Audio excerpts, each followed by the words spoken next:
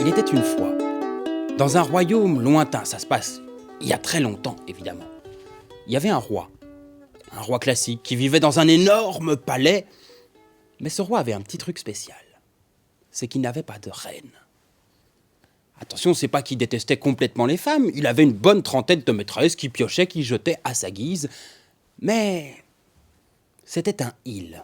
Un vrai il, avec un grand I majuscule, très fier de son article défini, pointé vers le ciel, si vous voyez ce que je veux dire. C'était un de ces hommes qui est convaincu que le monde est régi par une guerre secrète et invisible. Une guerre des uns contre les unes.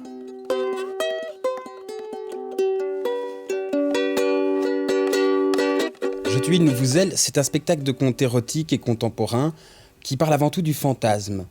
C'est aussi né d'un fantasme, ça faisait longtemps que je rêvais de raconter des histoires à tous les temps, pour toutes les personnes, de tous les sexes.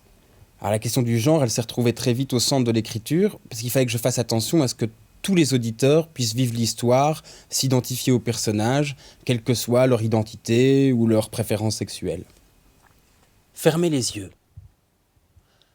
Imaginez que vous êtes dans une salle de spectacle. Imaginez qu'un conteur est en train de vous raconter une histoire. Le spectacle avance et bientôt, le spectacle est fini. Les lumières se rallument, tout le monde sort de la salle et là, vous croisez le regard d'une personne qui fait battre votre cœur. Est-ce que vous connaissez déjà cette personne ou pas ? Ça n'a pas d'importance. Est-ce que c'est un homme ou une femme ? Ça n'est pas mes affaires. L'important, c'est que vous allez faire l'amour avec cette personne. Alors choisissez bien.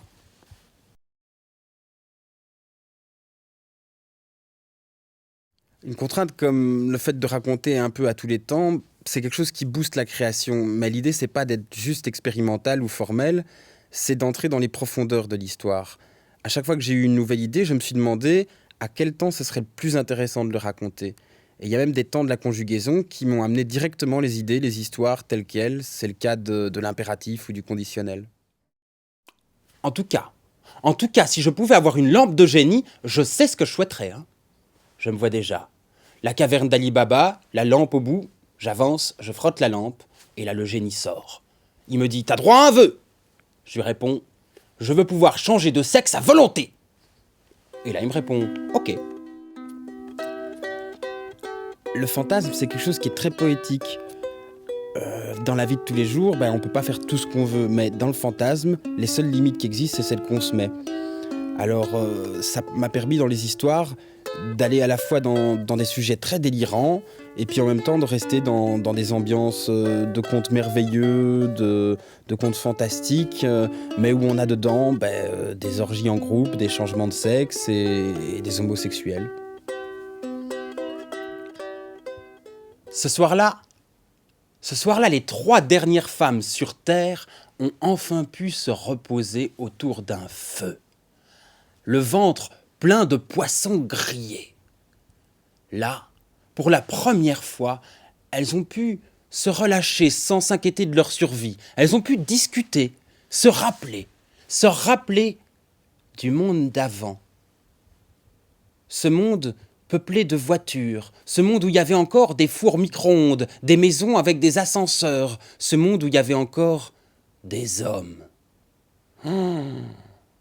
Si seulement un homme pouvait se pointer sur cette île. La première, elle a dit ça, la deuxième a embrayé direct en disant « Moi, je lui enlèverai ses vêtements et je le mordrai partout. » Et la troisième a simplement conclu en disant « Moi, je le violerai. » Et puis, la première a rajouté encore un détail, et puis l'autre a mis son petit grain de sel aussi, et comme ça, elles ont commencé à amonceler la liste de toutes les choses qu'elle ferait subir à cet homme s'il avait l'audace de se pointer sur cette île. Au bout d'un certain moment, les verbes ont échauffé les corps, et la main d'une des femmes est passée sous sa jupe tressée. Les 2 autres, avec des yeux qui pétillent, ont continué le récit salace, et puis elles ont imité leur compagne, et ce soir-là, 3 ailes seules sur une île se sont envolées de concert.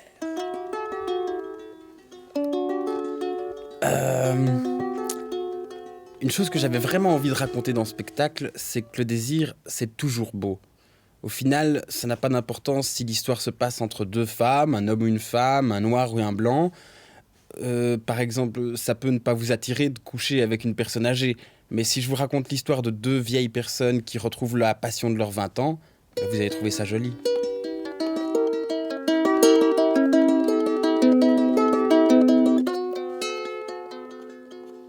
Depuis qu'il était arrivé dans notre vie, il avait apporté la lumière. C'est pour ça qu'on l'appelait le rayon de soleil. Un soir, je me rappelle, il nous jouait un air de guitare dans le salon. J'ai pris ma femme par la main, on a dansé, on s'est embrassé tout d'un coup. La musique s'est arrêtée. Je me suis retourné et j'ai vu le petit rayon de soleil, il avait l'air tout gêné. Il s'est levé, il se dirigeait vers sa chambre. Je l'ai retenu par le bras. Instinctivement, je l'ai ramené contre nous et on s'est enlacés tous les trois. Ce soir-là, il a dormi dans notre chambre. Et après, naturellement, il y est resté.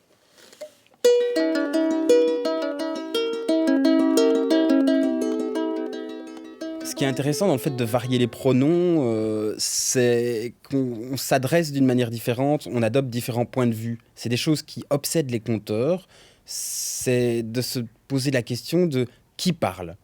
Est-ce que c'est un personnage, plusieurs personnages? Est-ce que c'est un narrateur ou est-ce que c'est juste moi? Mais une fois que j'ai répondu à ces questions-là, il me reste encore à savoir cette personne qui parle. Elle s'adresse à qui?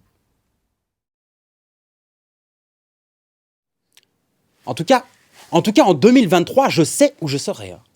Oui, je serai dans un tram à Bruxelles. Et je vois même déjà les gens qui seront dans ce tram. Là-bas au fond, j'aperçois deux petits amoureux qui se bécotent tranquillement. Et puis, un peu plus proche, deux mamas africaines qui se racontent des histoires plus ou moins côte à côte. Je dis plus ou moins parce que entre les deux, il y aura un petit vieux tout écrabouillé qui sait à peine respirer, qui me regardera en disant « Il parle fort, ces étrangers, hein ?» Par là-bas, il y aura un banc d'ados qui joue sur des appareils holographiques. Et puis, un peu plus loin, des espèces d'employés de bureau qui déprivent sur leur oreillette juste à côté d'un accordéoniste roumain. J'aperçois aussi déjà 3 Japonais avec leurs appareils photo, une vieille dame qui rentre avec son caddie, et puis les deux meilleurs amis qui se racontent des histoires super intimes pendant que tout le monde écoute. Là-bas, il y a un contrôleur, et puis un aveugle, et son chien. Et puis bien sûr, à un moment, il y aura toi. Oui, toi, tu rentreras dans le tram et tu viendras t'asseoir juste en face de moi. Nos regards se croiseront, et tout d'un coup, tu me diras « Bonjour ». C'est vous le conteur. Oui, j'ai vu votre vidéo sur Internet, pas mal et tout ça, ou bien pas terrible, ça dépend de ton avis, mais on commencera à en parler, et à un moment, il y aura un silence. Un silence chargé d'une tension, une tension érotique. Oui, bon, ça t'embête peut-être, je suis désolé, je suis pas ton type, tant pis. C'est comme ça que l'avenir est, je le vois. Il y aura une tension entre nous, et bon, on est bien éduqués, toi et moi, on fera comme si de rien n'était, hein. Mais une tension érotique, quand on essaye de l'ignorer, elle gonfle.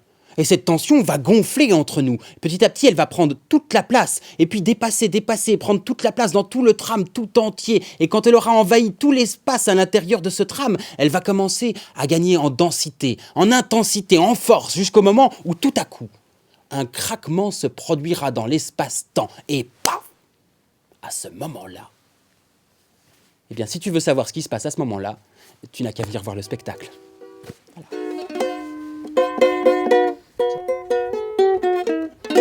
Souvenez-vous, quand nous nous rencontrâmes, c'était le printemps, les bourgeons bourgeonnaient, et tous les deux, nous attendions le tram, mais nous n'étions pas devant un arrêt. C'est comme ça que pendant plus d'une heure, je suis resté les pieds dans le ruisseau. J'aurais voulu, jusqu'à votre demeure, vous enlever dans un taxi auto, pour que vous m'eussiez dit oui. Il fallut que je vous le demandasse, pour que je vous le demandasse. Il fallut d'abord que je l'osasse, que je vous séduisisse avec mes yeux d'acier, mon regard en coulisses, et que vous me vissiez. Ah, ah, ah. Ah, ah, ah.